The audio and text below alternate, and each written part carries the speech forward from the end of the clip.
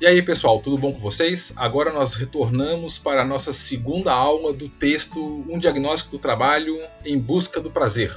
Né? Então vamos cair direto no texto aí para não alongar muito esse vídeo, porque essa segunda parte aqui tem um pouco mais de conteúdo do que a gente viu lá na primeira parte. Bom, então... na nossa disciplina, né, de ergonomia e psicodinâmica do trabalho, né?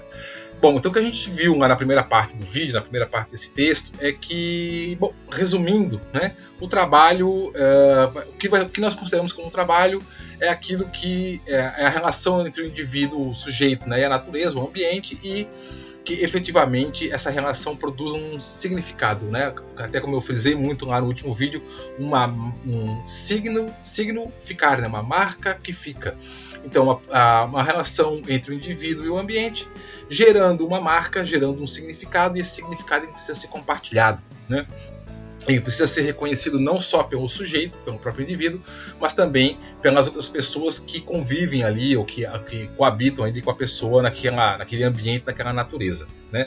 Então, basicamente, isso seria o que a gente poderia definir como trabalho dentro de uma concepção, volto a dizer, né, bastante marxista, né, uma visão bastante marxista de trabalho, que é a concepção aí defendida pelos autores, né, que estão basicamente nesse texto tentando fazer, como o próprio nome do texto fala, um diagnóstico do trabalho, né? Então, qual é a situação atual, né, do trabalho no mundo que a gente vive hoje, né?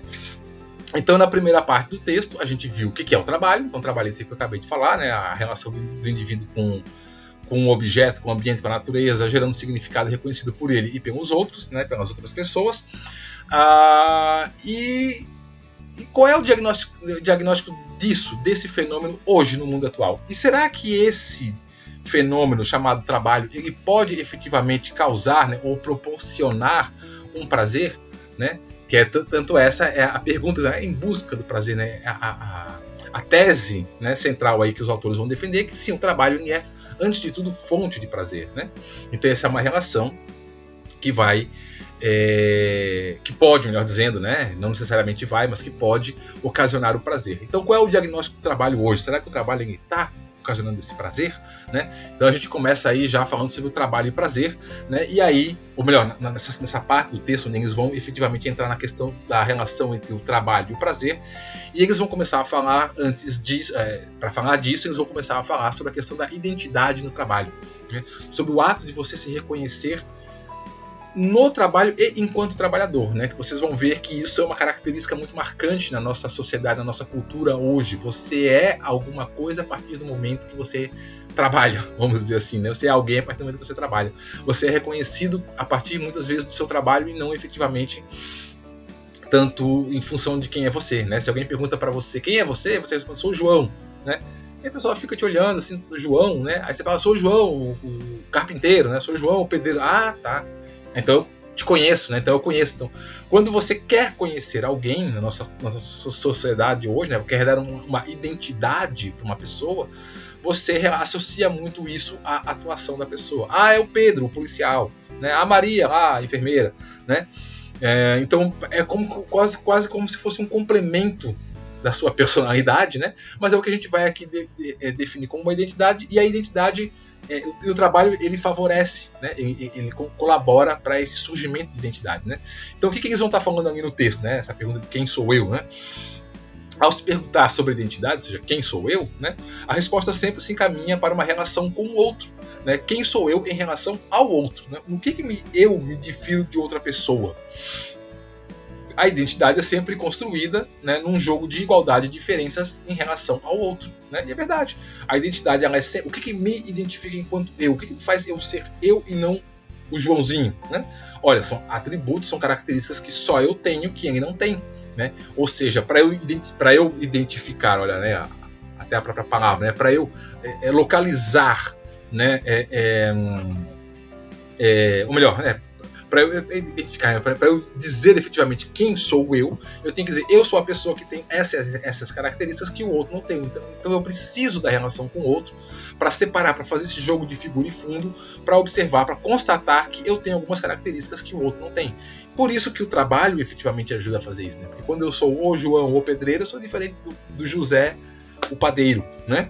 Então é isso que faz com que eu efetivamente comece a criar uma estrutura de identidade que é única minha, né? Bom, então ali no texto eles fazem até uma referência ao Leontiev, né? Vamos dizer ainda que o Leontiev, ao perguntar o porquê as ideias comparecem no cérebro se estão na natureza, responde, né? Aí uma citação lá dentro. Ao bater com um machado em uma árvore, o homem adquire a sensação do machado e da árvore, mas obtém mais: a diferença da percepção entre o machado e a árvore. O machado é duro e a árvore é mole. Ou seja, né? Ao ter uma relação com o mundo concreto, isso causa uma percepção que vai causar uma dimensão subjetiva em relação àquela percepção, né? Então aqui é o conceito, né, de duro e mole, né, ou seja, a parte subjetiva, né? Portanto, é a dimensão subjetiva construída pela relação objetiva, o homem-mundo, né?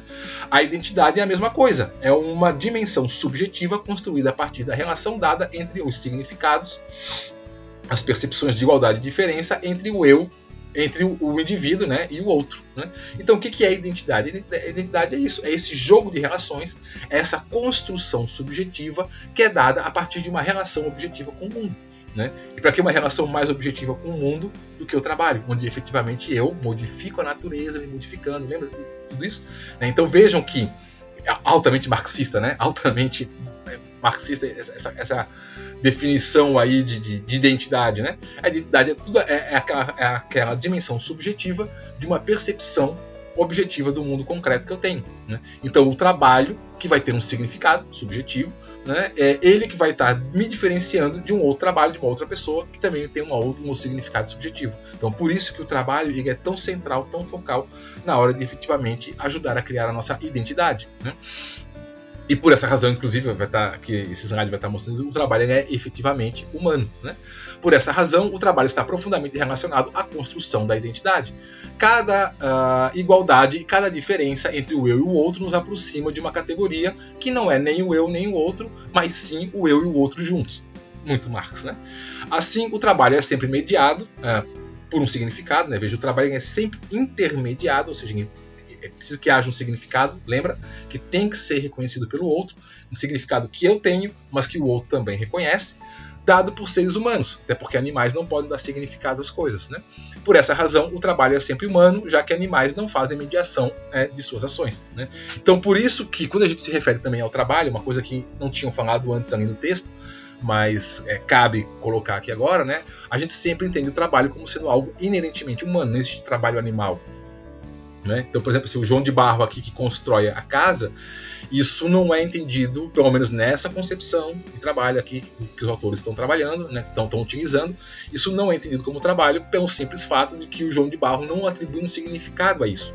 E os outros Joãos de Barro não reconhecem também um significado nessa ação, nessa modificação da natureza. Por isso que não existe aí a ideia de um trabalho animal, né? Lembram, gente, que eu falei assim, lá no outro vídeo que, assim, que algumas coisas eu não concordava muito com esse texto, mas assim, né, de novo, eu não quero fugir do assunto, mas assim, estou passando para vocês porque é um texto clássico, autores clássicos e tal, tudo mais, aí que se começa a pensar a psicologia do trabalho, a gente vai depois conversar sobre isso, né, na disciplina, mas essa ideia, por exemplo, assim, hoje, talvez na época que escreveram o texto, a ideia de trabalho animal não era uma coisa assim muito reconhecida ou identificada, mas hoje a gente até tem também a concepção da ideia de trabalho animal. Me vem aqui agora na cabeça, por exemplo, aqueles cachorros, né, que trabalham, os cachorros que trabalham na polícia, né, com localização de drogas, cheirando, né, malas, tal, em aeroportos, coisas assim. Esses animais, eles ganham até aposentadoria, né? Eles trabalham, né, desempenham as suas funções durante um certo tempo e depois, inclusive, eles se aposentam, né? Veja, pro cachorro, se ele ficasse o resto da vida dele fazendo aquela atividade, talvez para ele não sentisse nada, e talvez ele, o cachorro, realmente não tenha não dê significado para sua atuação como trabalho, né? Mas nós, seres humanos, olhamos aquela ação do animal e dizemos, sim, aqui não tem um significado que é compartilhado pela gente. Aí eu concordo com a ideia, né, deles ali, mas a gente diz que aquilo é um trabalho, né? E é reconhecido como trabalho, tanto é que o animal se aposenta, né? Cavalos também que puxam charrete e tudo mais e tal. Então vejam que embora, né, eu concordo com eles que o animal não reconhece essa atuação como trabalho, né? Mas nós reconhecemos? Nós não reconhecemos? Eu acho que hoje a gente reconhece, né? Então vejam que existem algumas alterações. Bom, o próprio texto aqui vai frisar isso, né? Que existem mudanças aí, né, na ideia de trabalho e mundo de trabalho, que a gente tem que se adaptando a elas. Essa aqui é um exemplo de uma coisa que eu acho que está um pouco já modificado na nossa sociedade atual, tá? Bom, e aí, então, vendo que o trabalho é algo que nos dá identidade, né? Foi até aquilo que eu falei ali no começo, né? Nós, quando dizemos quem eu sou, vou dizer eu sou o André, o professor, né? Então veja, aquilo que eu faço no mundo é aquilo que me identifica como alguém nesse mundo, né? Então por isso que o trabalho efetivamente ele está relacionado à ideia de identidade. O trabalho, ele, além de me dar identidade na nossa sociedade, na nossa cultura, ele vai ter um a mais, né? E o a mais, o que basicamente que é? Ele é, antes de tudo, né, uma fonte de prazer. Então, uma palavra sobre o prazer no trabalho, né? Vocês vão ver não, né? A gente viu lá no primeiro vídeo que a ideia, né, hoje que se tem muito do trabalho, tanto é que da onde deriva a palavra, né, tripalium, o trabalho vem do tripalium. A gente tem muita ideia de trabalho como sofrimento, né? Essa é uma concepção que está muito entranhada na nossa cultura, principalmente ao longo da nossa história, onde o trabalho foi deixando de ser uma poiesis para se tornar uma tortura, né? A nossa própria concepção cristã, que diz lá no começo, lá na Bíblia, quando Deus expulsa Adão e Eva lá do paraíso, fala, ganharás o teu pão com o suor do teu rosto, então a partir de agora terás que trabalhar para viver, o trabalho é uma maldição, né? Essa ideia que a gente traz aí da tradição cristã, essa tradição latina, né, que vê o trabalho com maus olhos, trabalho era coisa de escravo, aquela coisa toda, né?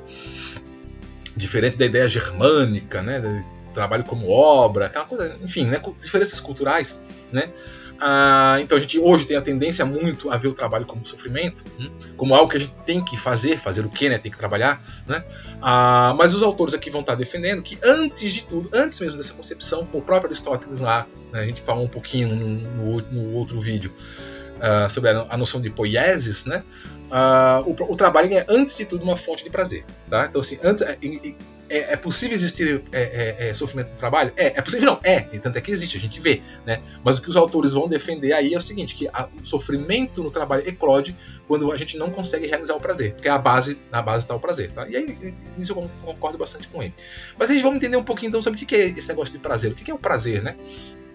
Nessa concepção aqui, tá? Porque se a gente for buscar prazer em outras concepções teóricas, é um pouco diferente, né?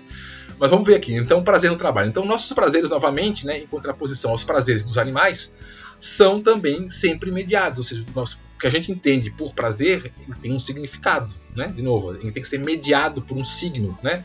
São sempre preenchidos de um significado, eles estão sempre preenchidos de uma marca, né? O animal não, né? O animal não tem sentido no prazer dele, né?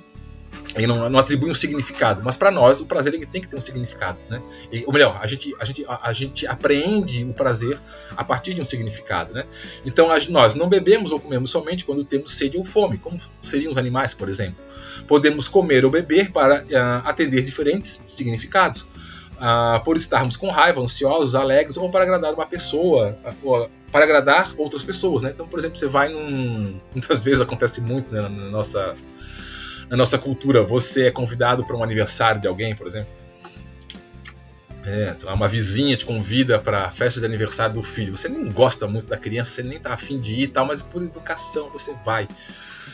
Né? Então, por educação você vai lá e come o bolo. Você nem queria estar lá, você queria estar em casa vendo Netflix, né? Mas então você come por uma questão social. Veja, não é só porque você está com fome, talvez você nem esteja com fome, você nem quisesse estar lá, mas você vai e você come, né? Você tem aquele prazer da mesa aqui, né? da degustação, por um outro significado do que especificamente a questão de ter por uma necessidade, né? Então, de novo, o prazer ele vai estar sempre aí intermediado, ligado por questões simbólicas, né?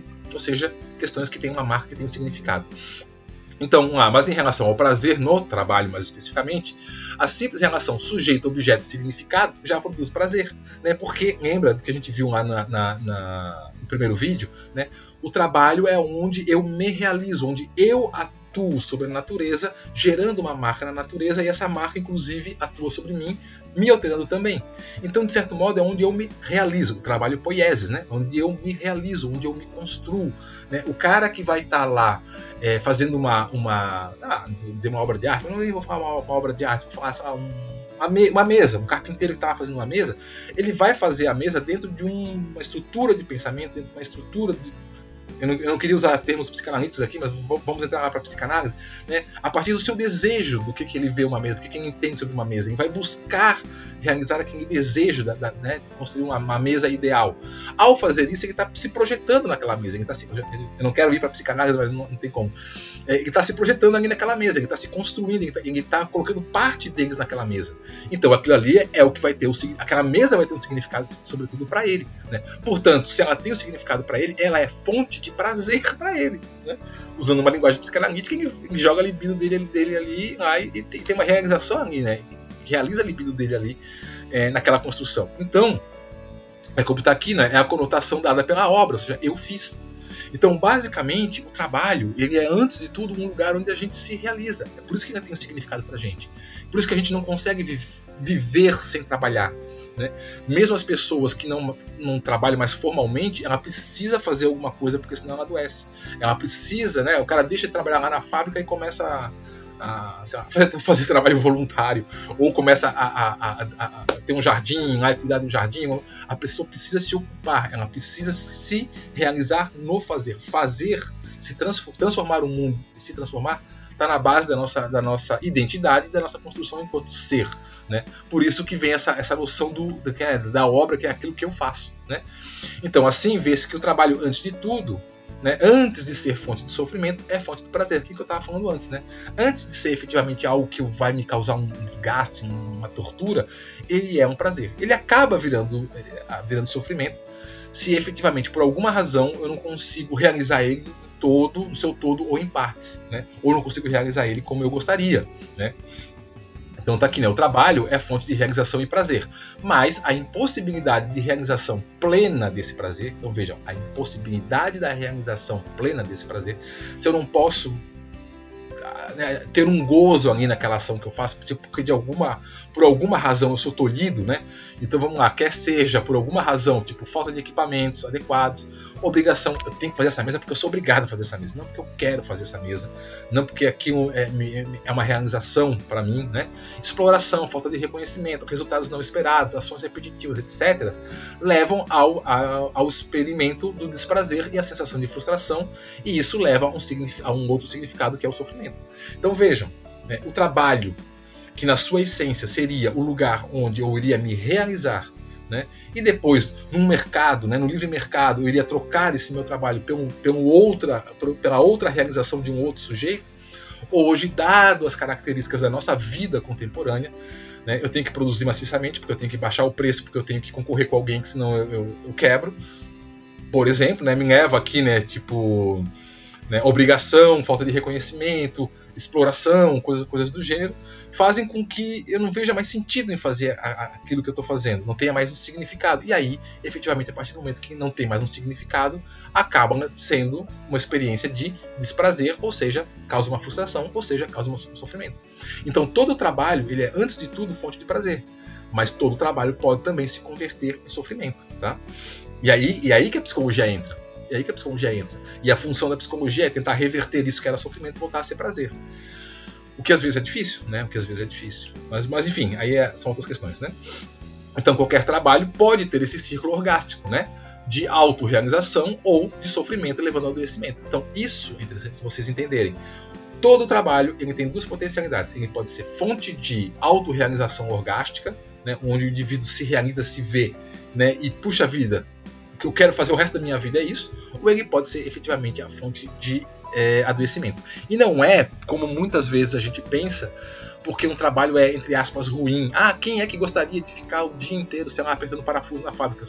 Tem gente que gosta, tem gente que quer, né? Ah, eu gostaria, meu melhor trabalho do mundo para mim seria ser, como é aquele pessoal que é provador de cerveja ou provador de chocolate. Isso seria o melhor trabalho do mundo. Às vezes a pessoa que está lá trabalhando com aquilo que você acha que é o melhor trabalho do mundo, pode estar em sofrimento, pode dizer, puxa vida, não aguento mais isso aqui, eu queria fazer outra coisa, né? Então veja que efetivamente também o que vai ser como o trabalho vai ser fonte de prazer e de sofrimento, não é só em relação ao trabalho em si, mas é uma relação bem mais complexa sobre o trabalho, o ambiente, o indivíduo, tá? E tudo isso às vezes precisa ser estruturado numa conjuntura para que efetivamente aquilo que se tornou sofrimento volte a ser prazer, tá? Mas eu estou falando tudo isso para dizer que qualquer ação, qualquer trabalho, por mais que a gente ache que possa ser prazeroso, ele pode se converter em sofrimento. E aí, como exemplo, só para ilustrar, só para brincar, eu vou mostrar aqui para vocês um vídeo, né, de uma profissão que eu acho que muita gente desejaria ter. Eu acho que eu gostaria de ter. Eu acho que eu ia ser bem feliz nesse trabalho, que é a profissão de massagista de modelos. Esse aqui é um vídeo antigo que eu tirei da internet. Espero que não dê nenhum problema aí no YouTube. Eu vou passar ele aqui no vídeo mesmo. Vamos ver se esse meu vídeo cair. Foi por isso, mas se não cair, tá aí. Então vejam aí, né, o trabalho dos sonhos, que muita gente pode ter, mas ele também pode ser fonte de sofrimento. Então vamos ver aqui. Opa, ele não passa? Não, peraí. Eu não consigo passar aqui. Peraí. É porque quando tá aqui na tela cheia, ele sobe essa partezinha aqui de baixo. Eu vou passar aqui e vou aumentar a tela. Massagista. Não, aqui, agora foi. Massagista de modelos. Não tem associação, não tem sindicato, não tem sábado, não tem domingo, não tem feriado, não tem horário, não tem regulamentação. 12, 14 horas de pé. A musculatura da gente fica toda dormente. As europeias gostam muito do meu serviço. Busy, wait. Queria ter um patrão que falasse: parabéns, você atingiu suas metas. Tá ali trabalhando atrás de uma mesa, telefone que toca o dia inteiro. O assunto aqui é dinheiro, fama, alface. Eu tô aqui desde as 6h30. Olha aqui, 9 horas da noite. E ainda ficam bravos. Um dia eu acho que eu largo esse inferno.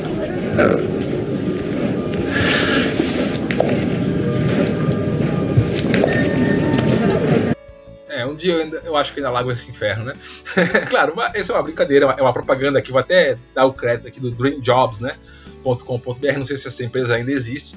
É uma empresa de recrutamento, seleção, sei lá, não conheço, mas aparentemente é realocação de trabalhadores, coisas assim e tal. Ela fez esse comercialzinho muito, muito legal, muito bem feito, né? Falando que, olha, né, se você tá num trabalho que você acha que é um inferno, que é um lugar horrível, vem pra cá, pra Dream Jobs, né? Que a gente busca um outro emprego melhor pra você, um trabalho onde você vai se encontrar, você vai se realizar, né? Como o cara falando ali, né? O que eu queria era isso, era ter uma mesa, telefone tocando, um chefe dizendo, parabéns, você alcançou suas metas, tal. Que é o que a gente tradicionalmente brinca, né, que é um inferno, que ninguém quer trabalhar com isso, né? Mas pode ser que tem pessoas que efetivamente possam ter prazer nisso, né? Então são duas coisas. Primeiro, né, de novo, por mais que às vezes a gente possa achar estranho que um trabalho possa, esse trabalho com certeza é horroroso, não, tem gente que gosta e pode acontecer sim, tá? Então um trabalho em si, não existe trabalho que necessariamente é um trabalho que é ruim, tá? Isso vai depender muito da percepção do indivíduo sobre o sujeito. E segundo, todo trabalho, por mais legal que ele seja, por melhor que ele seja, ele pode se converter numa fonte de sofrimento. É bastante comum a gente ver isso também. Pessoas que entram, fazem às vezes um concurso para uma área, fazem um concurso para alguma empresa, alguma coisa assim, né? Querem aquele trabalho e lá no meio do caminho, puxa vida, virou sofrimento, né? Então são os dois aspectos que a gente precisa ter atenção em relação a isso. Mas a base de tudo, tá? Tirando a brincadeirinha aí, o que os autores estão defendendo no texto é que antes de ser sofrimento, o trabalho é fonte de prazer, tá? Então aí eles vão falar um pouquinho sobre a questão da força do trabalho, né? O trabalho e a força do trabalho, a ida e a volta. Aqui eles vão estar falando um pouquinho sobre como é que é isso, então esse prazer ou esse sofrimento hoje, nos dias atuais. Como é que o trabalho vem se configurando nos dias atuais por conta de toda essa reviravolta que a gente tem tido aí no mundo do trabalho, né? Então eles vão colocar lá, né, que as grandes revoluções acontecem de dentro para fora, né, de dentro do sistema para fora, né? O sistema vai se alterando, entra em um ponto crítico até que finalmente um novo eclode dentro do velho. Sim, isso é verdade, né? Foi assim com todas as revoluções industriais e é assim que está acontecendo conosco hoje, né? E é o que eles estão querendo dizer assim, olha, todas as revoluções que aconteceram no mundo do trabalho é nosso foco aqui, né, o mundo do trabalho, não vieram de fora para dentro, elas vieram de dentro para fora, ou seja, dentro ali da própria fábrica, dentro da própria construção, as mudanças eclodiram dali, né? Então todas as mudanças eclodem de dentro do sistema. O que foi verdade lá nas revoluções industriais é verdade hoje aqui nas revoluções da informática que a gente vivencia hoje, né?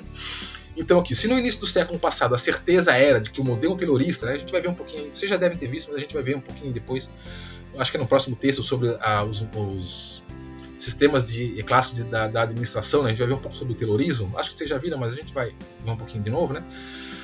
O modelo, a certeza de que o modelo taylorista, né, com a divisão e especialização do trabalho era o melhor, no final do século a certeza era de que o modelo não se aplicava mais, né? Embora ele continue existindo no mundo hoje, só que de um modo mais humanizado. Então, sei lá, no começo do século XX, vamos dizer, né? Nem vamos botar agora o XXI, do século XX, a gente entendia que a melhor forma de trabalho era o modelo taylorista, tal, onde o cara tinha uma função específica, fazia só uma coisinha, tal, né, segmentado e altamente especializado. No final do século XX a gente já estava achando que não era isso, né? Não é bem assim. Então isso não se aplica mais no mundo do trabalho. Embora, foi como eu coloquei aqui, embora a gente saiba que esse modelo existe até hoje, a gente faz, não literal do modo como o Taylor fazia lá no século XIX, lá tal, mas a gente existe, né? O sistema de produção em massa, fábrica, linha de montagem, tudo isso a gente ainda tem, né? Mas hoje a gente sabe que as tarefas, né, mais repetitivas, vamos dizer assim, né? A maioria das funções que são repetitivas e mecanizadas estão sendo gradativamente substituídas por sistemas computadorizados como robôs. Aqui até tem um exemplo que hoje em dia você tem, esse aqui é do hotel lá no Japão, onde você é atendido, aqui no restaurante também, você é atendido por robô. Você pode escolher aqui ser atendido por um robô tipo pessoa, né? Ou um Tiranossauro Rex, que é tudo robô. Então, né? É um trabalho repetitivo, é fazer um checklist e tal. Não precisa muito de uma pessoa para fazer isso. Uma máquina já substitui tranquilamente, né? Trabalhos também em linhas de produção, muitas carros, por exemplo, hoje em dia é tudo robotizado, né? Poucas pessoas trabalham nessas linhas e tal, né? Ficando para os funcionários tarefas que exigem consciência e capacidade de tomada de decisão. Logo, os trabalhos atuais exigem um grau de conscientização maior da tarefa, ou seja, a anti-alienização. Isso é uma coisa que eu quero chegar aqui, chamar num ponto, mas eu já vou chegar ali, né? Do que os trabalhos do auge do taylorismo. Bom, veja, o que está chamando a atenção aqui no texto é o seguinte, que lá no auge do taylorismo, o que se queria era o trabalhador alienado, o cara que nem entendesse que está fazendo nada lá, que só pegasse o botão, a peça daqui, botasse ali, era só para fazer isso. Quanto menos o cara pensasse, melhor, né? Hoje já está ao contrário.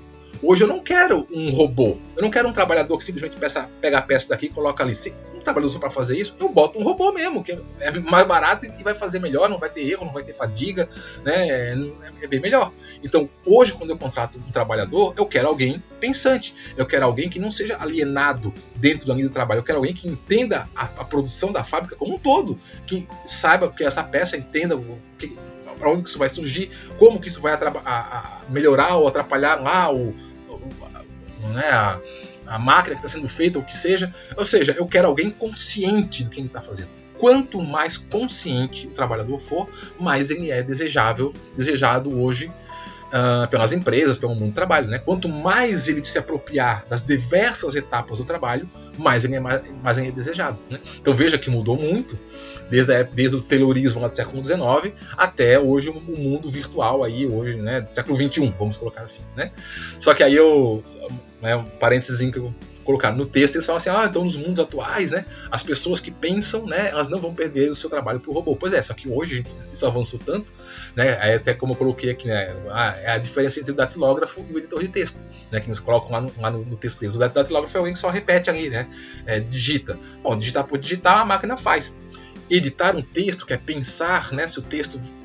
Esse parágrafo fica melhor aqui, melhor lá em cima, melhor falar daqui, é melhor construir o texto nessa perspectiva, naquela perspectiva e tal. Isso uma máquina não faz, isso só um ser humano faz. Pois é, não fazia, né? Agora aí com a inteligência artificial, até isso já está ficando na mão das máquinas, né? E cada vez mais o ser humano está ficando meio que obsoleto aí nesse mundo, né, do trabalho. Enfim, isso são questões do futuro atuais, né? Mas que na época do texto ainda falava assim, não, né? Coisas que exijam a consciência não vão ser, né, que exijam pensamento não vão ser substituídas pelas máquinas. E hoje a gente está vendo que estão sendo, né? Bom, vamos lá, que já deu meia hora. Mas então, o que eles estão querendo dizer aqui no texto, né? O que é interessante? Que antes o trabalhador ideal era o quê? Era o trabalhador alienado, aquele cara que só sabe fazer isso e pronto. Ele é especialista em pegar o parafuso A e colocar no buraco B. Pronto, é isso. Só quero um cara que faça só isso. Hoje não é mais assim. Hoje o cara que só pega o parafuso A e coloca no buraco B tem grandes chances de ser substituído por uma máquina, né? Aliás, deixa eu não devia, mas eu fui bem rapidinho, né? Pelo tempo. Eu me lembro que quando eu trabalhei numa empresa uma vez, eu era desenhista, na época que se desenhava pranchetas e tal, né? E era desenhista mecânico, né? Desenhava peças lá e tal. E eu me lembro que aí enfim, lá eu fiz uma reivindicação, não sei o que eu queria, ser aumento de salário, não sei o que eu queria lá, que eu era o único desenhista da empresa lá, a empresa X, não vou dar o nome da empresa aqui. E aí eu tentei fazer uma negociação lá, tal, o pessoal, não, e aí eu dei um ultimato lá no engenheiro mesmo, que era um engenheiro que era meu chefe, né? Aí eu falei pra ele assim, ou vocês, acho que era aumento de salário, acho que era uma coisa assim, ou vocês, acho que me aumenta o salário aí, ou eu vou embora, né? Porque eu fazia um trabalho bom lá, sabe? Assim, eu era um desenhista, modesta parte, eu desenhava bem. E todo mundo gostava de mim lá na empresa. Tipo assim, os meus desenhos na época iam pra China. Faz tempo, não ir pra China era uma coisa que, tal, né? Que as peças eram feitas na China, então a gente fazia o desenho na empresa e a peça era construída na China na época. Então assim, ou você fala, eu vou embora, né? Não quero mais ficar aqui, tá? Me demite, né? E aí achando que, o cara não vou perder esse trabalhador, tá? Não vou perder esse cara, tal, né? E aí tudo bem, né? Aí tudo bem. A tua última proposta é essa, mas a minha é essa. Ou vocês fazem isso que eu quero, acho que era muito salário, ou redução de carga horária, sabe o que é? Ou isso, ou pode me demitir. Aí tá bom, vou levar pro chefe, dono da empresa pra ver, tá bom. Aí no outro dia a coisa assim, você tá na rua. Vai embora. Vai embora por quê? Porque, né, a gente então vou embora. Aí eu fui embora, eu quero ver eles achar outro desenhista que nem eu, não sei o quê, porque na época, né, alguém que desenhasse, que fizesse aquele trabalho que eu fazia, que era desenhar peças mecânicas, né, não vou dizer qual era a empresa para não, né, eram peças muito específicas de um setor muito específico, né, não achava na esquina, né, não era assim. E aí eu fiquei assim, eles vão me mandar embora? Eu quero ver eles acharem alguém melhor que eu, né? E aí realmente me mandaram embora e eles não acharam ninguém melhor do que eu. Foi verdade, não acharam. Até depois a gente tinha colegas dentro da empresa, né? Que não acharam. O que foi o que eles fizeram? Eles compraram o AutoCAD. E o AutoCAD, pra quem não sabe, é um software, né, que faz desenho. Ou seja, eu fui trocado por um computador, né? Realmente, né, aquela tarefa de fazer um desenho, né? Porque o desenho que eu fazia, o que era? Era pegava a peça, eu pegava, sei lá, pegava essa borracha, media aqui, e colocava ela em as 3 dimensões, eu colocava ela, né, numa dimensão só, em 2 dimensões, né, que seria a folha de papel, nos vários lados, que era para depois lá o cara que fosse construir a peça olhasse e construísse, né? Bom, a máquina faz isso, a máquina joga um laser, rapidinho, e ela fazia, então no tempo, no que eu levava uma semana para fazer um desenho, a máquina fazia em meia hora. Né? Então veja, não é, então esses trabalhos, né, tipo assim, que exigem só, muitas vezes, sim, tem que ter um entendimento, mas é mais braçal efetivamente do que mesmo intelectual, a máquina substitui, né? Enfim, bom, não sei o que eu falei isso, mas bom, vamos lá, né? Então o trabalhador ideal hoje, né, ele é avesso ao trabalhador ideal, né, do passado, lá do Taylorismo, do Fordismo, que é o que eu estava falando. Antes era preciso que o braço funcionasse quase que desligado do cérebro, hoje o movimento precisa ser integrado à consciência. Então hoje, cada vez mais, eu não quero mais um braço sem cérebro. Hoje, cada vez mais, as empresas, o mundo do trabalho exige que você saiba cada vez mais, não só do teu produto, mas do teu produto do mercado internacional, de culturas e por aí vai, né? Então, cada vez mais hoje, o trabalhador alienado, ele não tem lugar no mercado de trabalho. Você tem que ser cada vez mais consciente de tudo que você está fazendo. Desculpa, né? Então, aqui, né, com isso, as características do mundo do trabalho, no campo econômico, né, se modificam. Cada vez há mais necessidade na área de serviços e menos, ou no campo pensante, do que na área da indústria formal, né, ou seja, da coisa braçal. Deixa eu botar aqui a canetinha. Que era aquele exemplo que eu estava dando ali. Que é o exemplo até que está aqui. Muitas vezes a gente pensava assim, né, se você não tem capacidade de pensar, se você não tem capacidade de ser intelectual, você vai acabar... vai lá, vai para a roça, vai capinar uma roça, vai plantar batata, né? Hoje em dia, meu amigo, se você quiser plantar batata, tá aqui, ó. É bom você entender de informática, o mínimo de informática. Não dá mais para hoje você ser um agricultor em larga escala, claro, né? Não estou querendo falar aqui do pequeno agricultor, que tem uma agricultura familiar, não, isso aí, até ele hoje em dia, né? Mas cada vez mais, até aquelas coisas que eram consideradas mais braçais, ou até trabalho mais de base, tipo agricultura, coisa mais básica, né? Vem lá desde de antes do Egito até hoje, né? Arar a terra, botar a semente, fechar, cuidar. Cada vez mais se exige que você tenha outros conhecimentos do que aquele básico ali, efetivamente, que você precisa para a sua tarefa, né? Como está o caso aqui, ó. Hoje em dia, se você quer trabalhar com agricultura, por exemplo, você tem que saber inglês, você tem que entender de mercado financeiro, né? O preço das commodities vai subir, vai cair, você tem que entender, né, de informática, de internet. Então, não dá mais para você ser aquele trabalhador que simplesmente sabe fazer a função X. Tira daqui, põe ali. Se você só sabe fazer isso, se o seu trabalho é só isso, tirar do ponto A e levar para o ponto B, rapidamente você vai ser substituído por uma máquina que faz isso melhor e mais barato, né? Então, do ponto de vista organizacional, também ocorrem mudanças, né? As atividades tendem a ser mais horizontalizadas, praticamente nenhuma empresa se orgulha mais de ter postos de supervisão e cada trabalhador deve ser chefe de si mesmo, né? É o que a gente chama da qualidade total. De novo, né? O modelo taylorista, como a gente vai ver aí nos próximos textos, ele exigia, né, que tivesse o supervisor, o chefe, o diretor, não sei, várias postos de controle e tal. Hoje em dia, o trabalhador só tinha que fazer a função, tinha que produzir.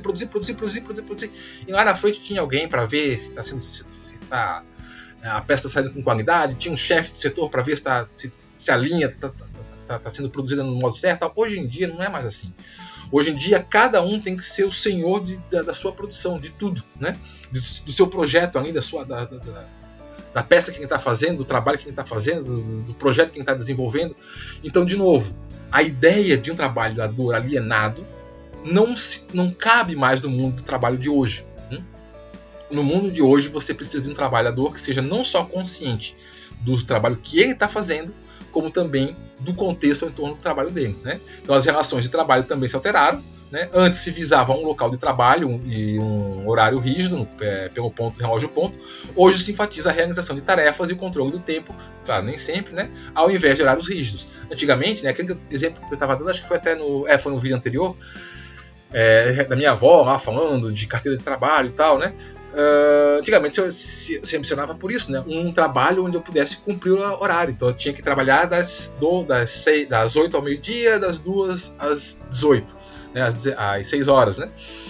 E é isso, você cumpria o horário, né? Você ficava lá pegando isso pra cá. Tinha uma meta, tinha uma cota que eu tinha que fazer, fiz, ok, cumpri o horário. Hoje em dia não tem mais essa de cumprir horário, né? Inclusive muitas vezes as pessoas, né, a gente até falou no outro vídeo, não tem mais emprego, trabalho, é por projeto, é por empreitada, né? Então o controle do tempo quem faz é você, sou eu mesmo. Então veja, eu, trabalhador, tenho que ter controle de todas as dimensões do meu trabalho. Portanto, meu nível de consciência sobre a minha atuação tem que ser muito maior, né? Vocês vão ver que isso, que no passado seria considerado como a grande libertação do trabalhador, o que a gente vê hoje que isso acaba causando um fator de estresse também, né? Dado a carga psíquica que o trabalhador tem que ter, a carga psíquica que tem sobre o trabalho, né, que o trabalhador desenvolve, né?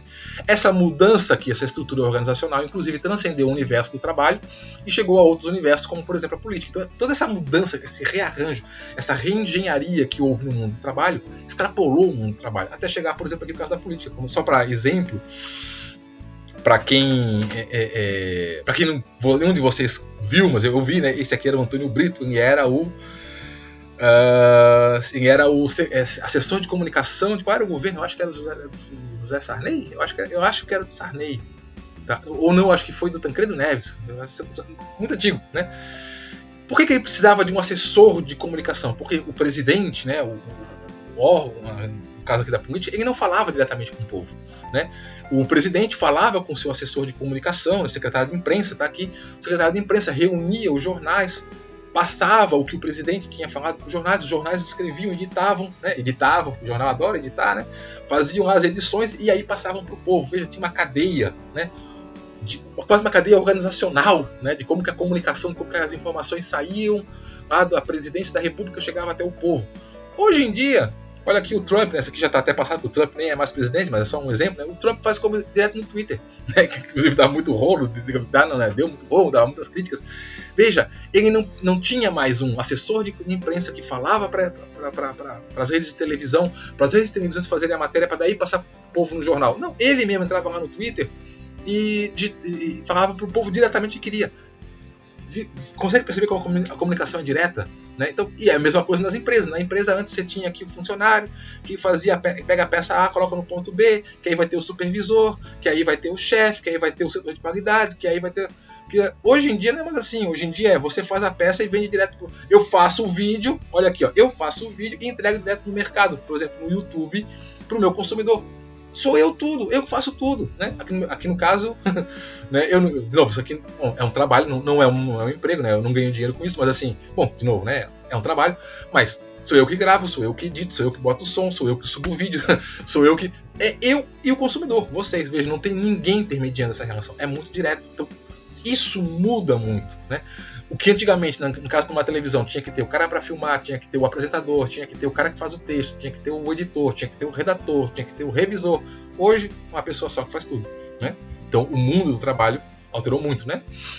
Então, em resumo, a organização produtiva mudou muito, né, como eu acabei de falar, e não existe razão para acreditar que ela não continuará mudando, né, se adequando às novas realidades que surgem de tempos em tempos, né? Então, o mundo do trabalho, com todas essas alterações, mudou radicalmente, né? Isso você já sabe. Então, aqui só, né, para ilustrar, então, meu filho quando crescer quer ser advogado, né? O meu vai ser médico, essa aqui, né? Meu filho quando crescer vai querer vender um site pro Google, né? Só que tem uma advertência, né, que eles falam isso aí no texto, mas eu gosto de fazer uma advertência. Isso aqui não está no texto, mas eu quero colocar aqui, que é o seguinte, né? As revoluções no mundo do trabalho ocorreram de modo idiosincráticos, né? De modo não ao mesmo tempo. Algumas empresas já podem estar entrando no século 22, como é o caso hoje a Meta, né? Já está um metaverso aí, século 22 isso aí já, né?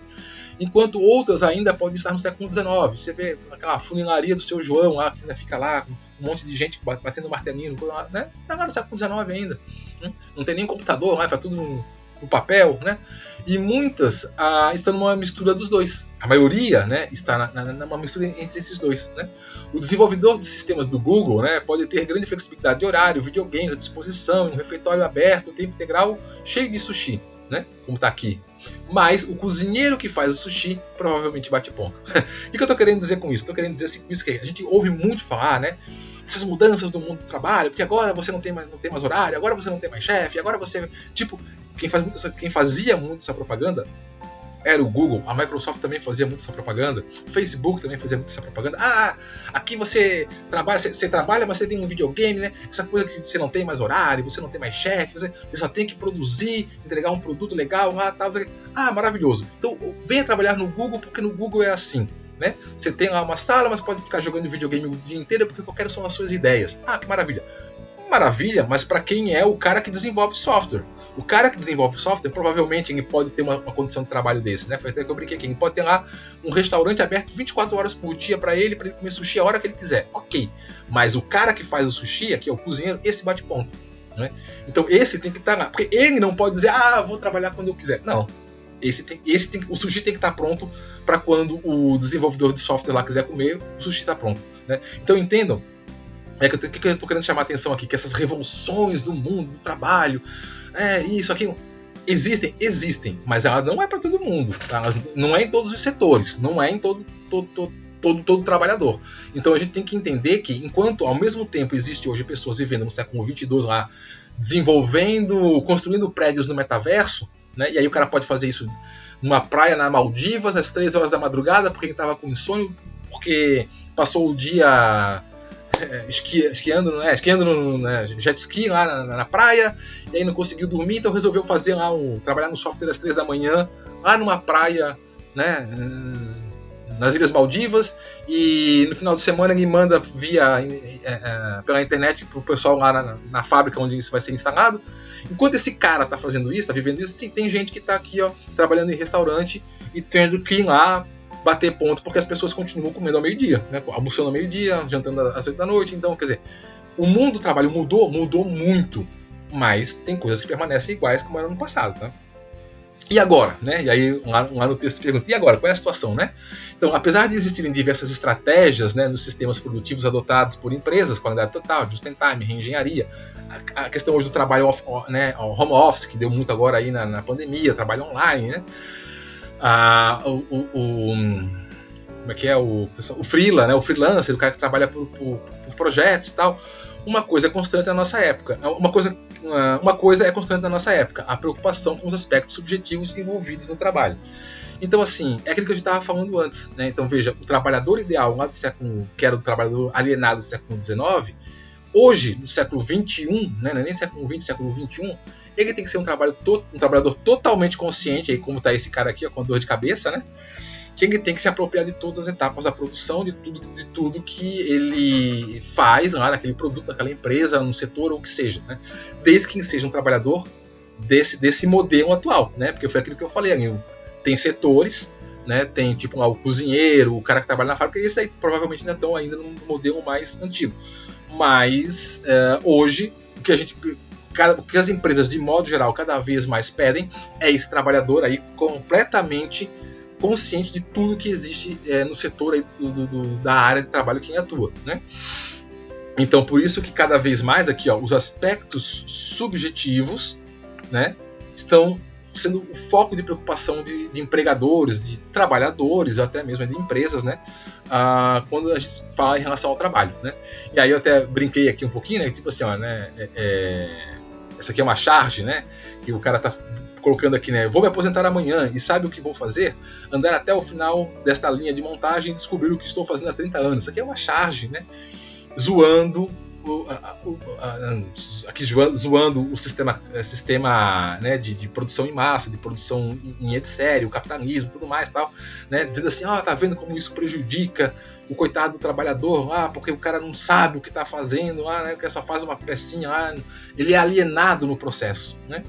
Só que isso aqui, basicamente, cada vez a gente vê menos isso, né? E não é por conta dos sindicatos, não é por conta dos ganhos trabalhistas, não, porque o próprio mundo do trabalho mudou. O próprio mundo do trabalho chega e diz assim, eu não quero mais saber desse tipo de trabalho, não me favorece mais.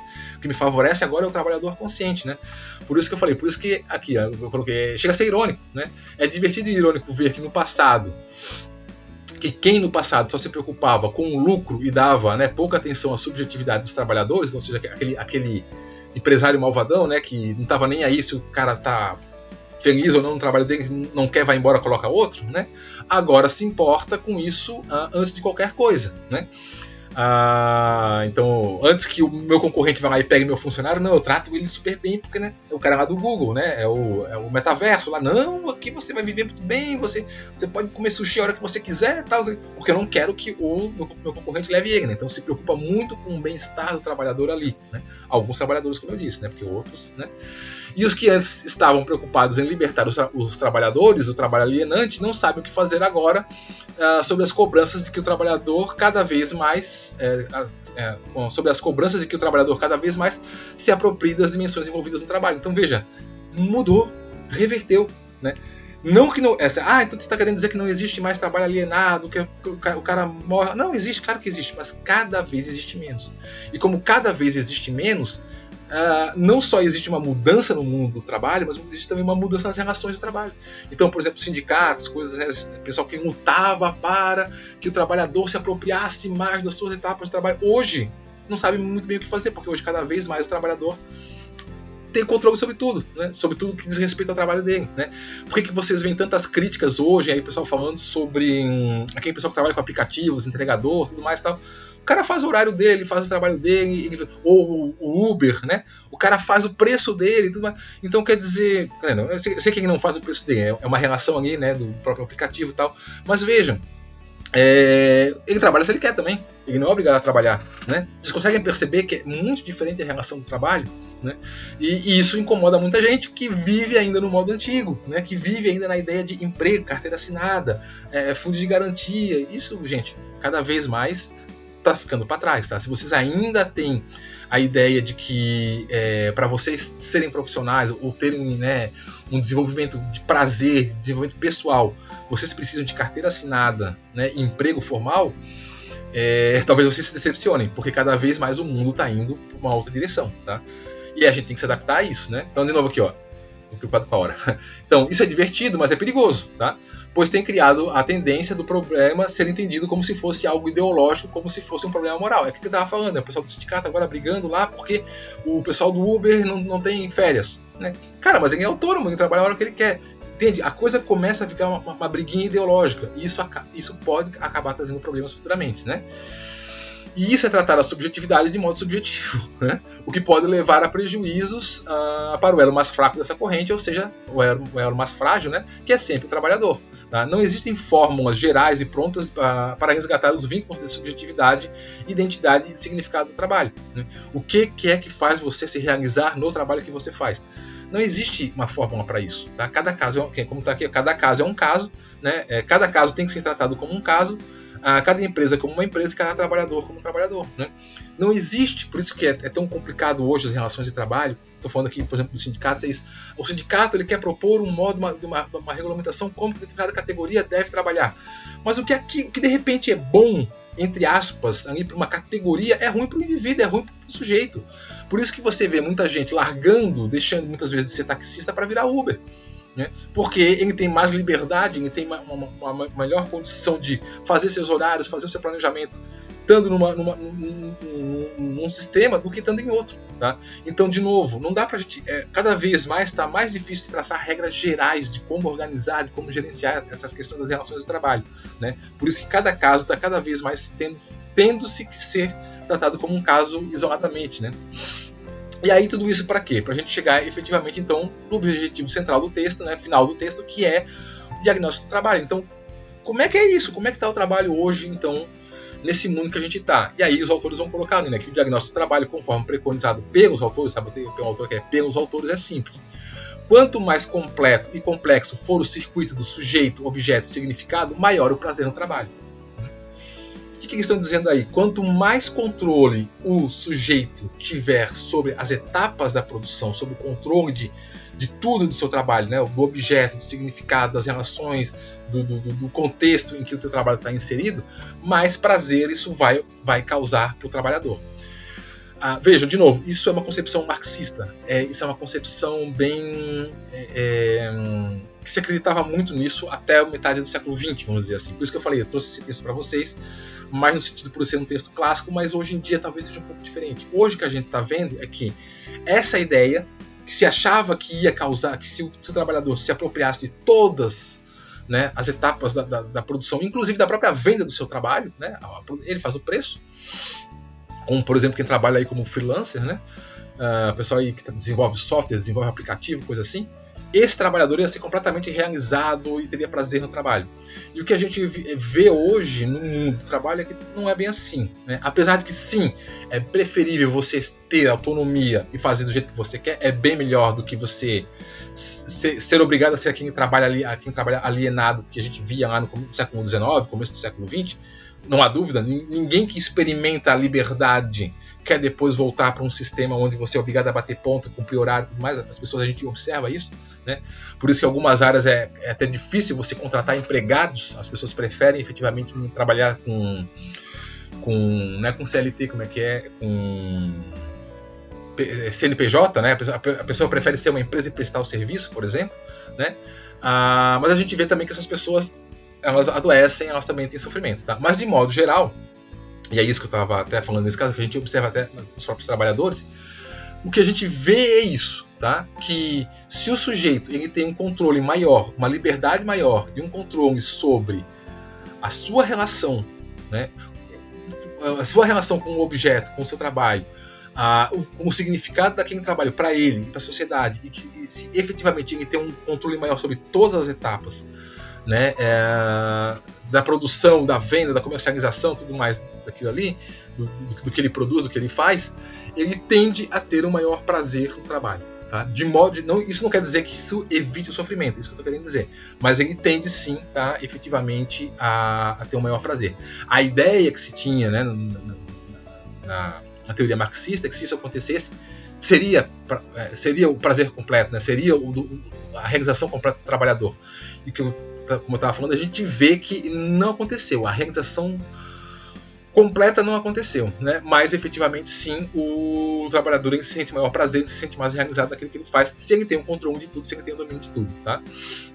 Então, quanto menos esse circuito estiver estabelecido, né, quanto menos controle, né, quanto menos o sujeito conhecer sobre as sequências do seu trabalho, quanto menor a sua identidade com ele, mais difícil será para os gestores de trabalho preverem problemas de ordem organizacional. Né? Então isso aqui para dizer para que vocês amanhã depois, que vão ser psicólogos, vão estar trabalhando lá com um setor de uma empresa qualquer, né? Uma área qualquer, quanto mais vocês fizerem com que o seu trabalhador, com o seu funcionário, o seu operário, ele tenha o controle de tudo, se identifique com tudo, se realize naquilo ali, melhor vai ser para efetivamente ter esse controle organizacional, né? E quanto mais segmentado for, quanto mais fragmentado for, mais complicado vai ser, mais difícil vai ser, tá? Então, fazer diagnósticos adequados implica em fortalecer esse circuito, mas implica também em compreender como esse circuito se insere nas diversas dimensões, nas relações do trabalho-trabalhador, como no mercado, novas tecnologias, sindicatos, legislações trabalhistas, etc. Né? Então, de novo, não é só ali a função, tá? Tem todo um universo, todo um mundo por trás que precisa ser levado em consideração também. Nem sempre atender às demandas que surgem em uma das dimensões dessa relação ocasionará uma melhoria ao longo do prazo para o trabalhador. Então, nem sempre, de repente, melhorar uma dessas dimensões vai causar uma mudança, mas quanto maior, quantas mais dimensões puderem ser efetivamente atendidas ou controladas ou conhecidas, melhor, tá? Para esse controle. Deu uma hora já. Então, fechando, tá? Para concluir. Então, a guisa de conclusão, né? Os momentos de mudança como esses que estamos vivendo invertem os sinais, né? O que é desimportante, né? Aqui, liberdade criativa aí na palavra, né? Invertem os sinais e o que é desimportante ocupa um lugar central na cena. Mas o que devemos manter sempre em foco é que o trabalho, como atualmente é visto e sentido, é um grande produtor de sofrimento, isto é, mostra que no seu âmbito existe um grande potencial para a promoção do prazer, que só precisa ser revisitado. Bom, resumindo, o que os autores estão querendo dizer com isso? Olha, que, né, aquilo que é desimportante acaba ocupando o lugar central aí no trabalho, e o que a gente vê hoje, que no mundo, cada vez mais essas pessoas, o trabalho tem sido uma fonte de sofrimento, fonte de angústia, fonte de frustração, fonte de adoecimento. A gente vê muito isso, o adoecimento no trabalho. Isso tem acontecido bastante. Mas se isso tem acontecido bastante, isso só mostra o quê? Seguindo a própria teoria, né, a própria base que os próprios autores colocam aqui lá no meio do texto, que o trabalho é, antes de tudo, fonte de prazer, porque você atribui um significado para ele, você se realiza nele. Então, se hoje a gente vê uma grande quantidade de pessoas adoecendo no trabalho, tendo uma situação de frustração no trabalho, isso só indica que alguma coisa se perdeu aí no meio do caminho. Mas que, se isso está tão intenso assim, mostra que esse trabalho, essas funções que as pessoas desenvolvem, podem ser uma grande fonte de prazer. Portanto, isso precisa ser só revisitado, isso precisa ser só redescoberto, né? E aí, efetivamente, aí a atuação do psicólogo dentro do campo organizacional, basicamente vai ser tentar fazer essa revisão, né? Fazer esse revisitamento, aí voltar efetivamente a eclodir isso que era prazeroso no trabalho, tá bom? Então, o tempo acho que deu, né? Deu menos de uma hora aí, uma hora basicamente, mas deu para fechar. Tá bom, gente, eu sei que no finalzinho ficou mais corridinho aí, que tem que controlar o tempo. Mas enfim, então era isso, tá? A gente mata esse texto, a gente fechou esse texto. E aí agora, então, quando a gente tiver o nosso encontro presencial, aí a gente pode trocar, né, responder algumas dúvidas, trocar algumas informações, algo que não tenha ficado muito claro aí. E aí a gente suplementa lá, realiza lá no encontro e complementa o que a gente viu aqui, tá bom? Então anotem as dúvidas, né? Vejam aí, leiam o texto, né? Revejam o vídeo. E qualquer coisa que ficou aí meio atravessada, a gente tira então, a gente esclarece melhor então quando a gente se encontrar presencialmente, tá bom? Então bons estudos aí para todo mundo, né? A gente se vê então no próximo vídeo aqui na internet ou então em sala de aula aí na próxima aula, tá bom? Um abraço então para todo mundo, até mais e tchau!